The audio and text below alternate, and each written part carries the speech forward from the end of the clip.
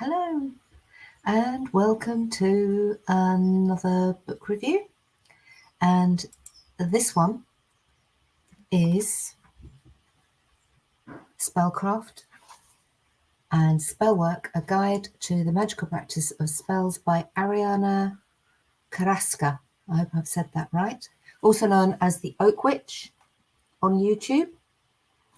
And she is, I'm just going to read a bit about the author.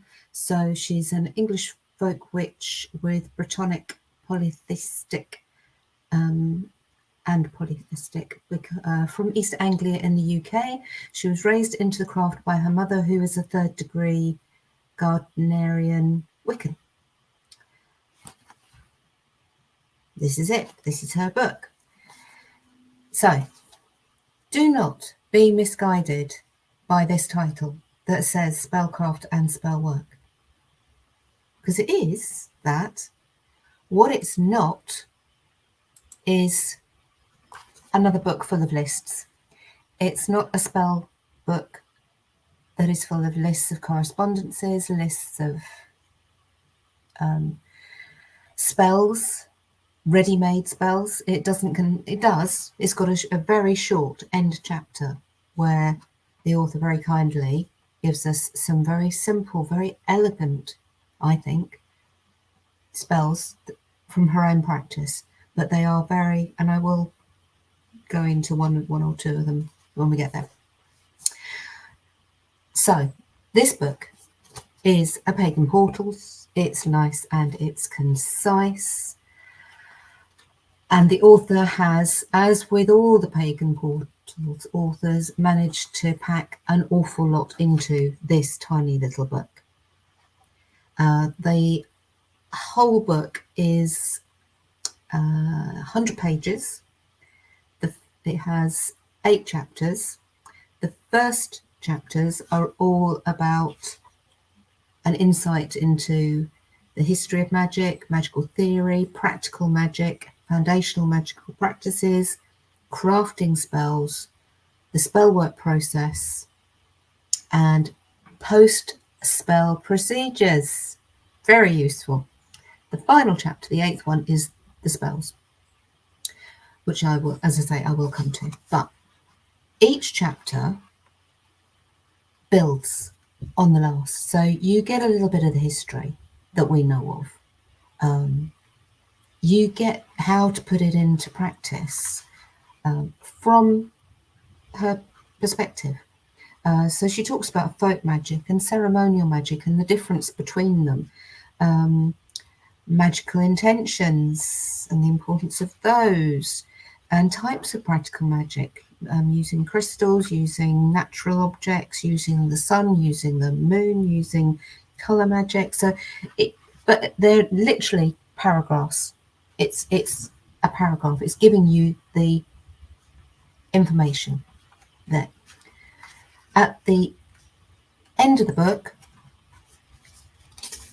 there are, I think it's 7 pages. No, 1, 2, 3, 4, 5, 6 other end notes. So where in each of those first chapters, the author tells you where she's got that information from to tell you why she thinks like that. And that's, again, what I love about any author who provides me with their sources, because it means that I can go and look at those and decide whether I agree with how she's interpreted them or not, or whether I think, oh yeah, I can see why you thought that, but actually this works better for me.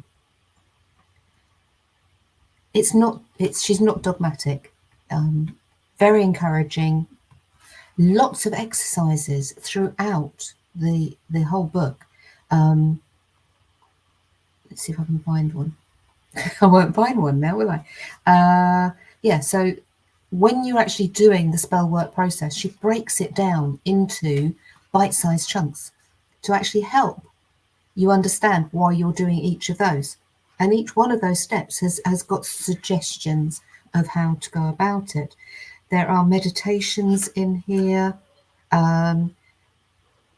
She's got one of her exercises, creating a raising energy playlist.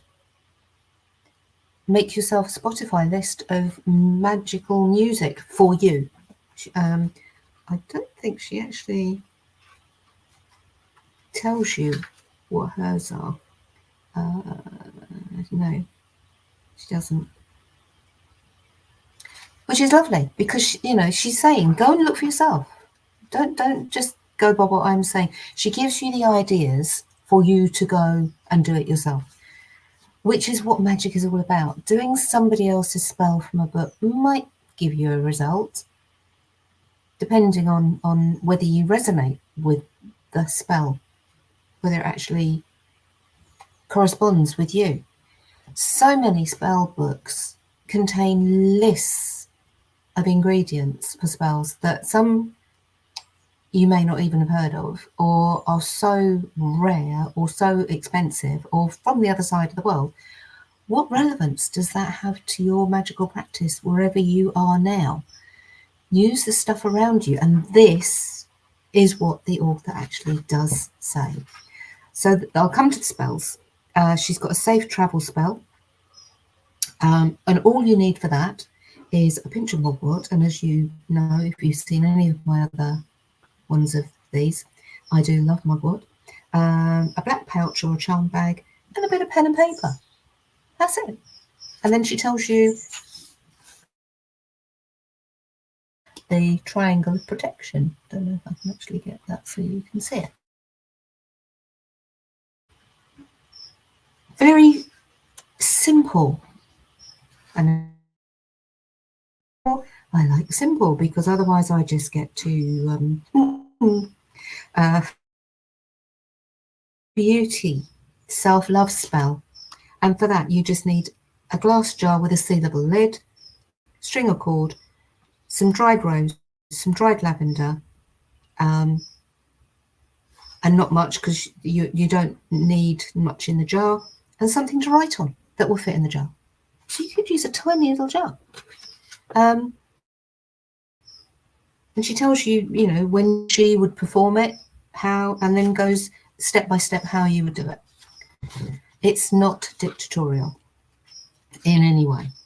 The bibliography, as you know, I do like a bibliography, 1.5 pages, which I think is pretty good. There are some interesting Ronald Hutton's obviously in here because of the history aspect, but yeah, there are some other. She also then gives a couple of pages of what she would recommend as extra reading, which actually some of these are really interesting, especially the fact that she is an ecologist.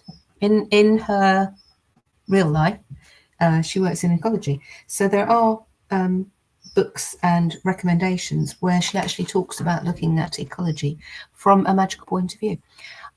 I'd really love it if she actually did a book from her perspective on using ecology magically and magic in ecology. That would be really fascinating. So yeah, I think this is actually a really useful book for anybody, whether you are experienced or new to the subject.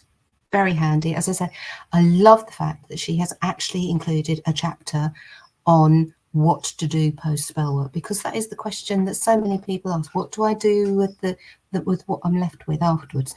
And she's got a chapter on that, and that I think just makes this, and the fact that it is just a very, very useful, not a list, not a whole book of her spells. She guides you to make your own spell so that it will be working for you, because it comes from your heart, not something that you've adapted or used from somebody else. So yeah, I will end the waffle, because I think I've waffled quite a bit for this one, but yeah, very useful book.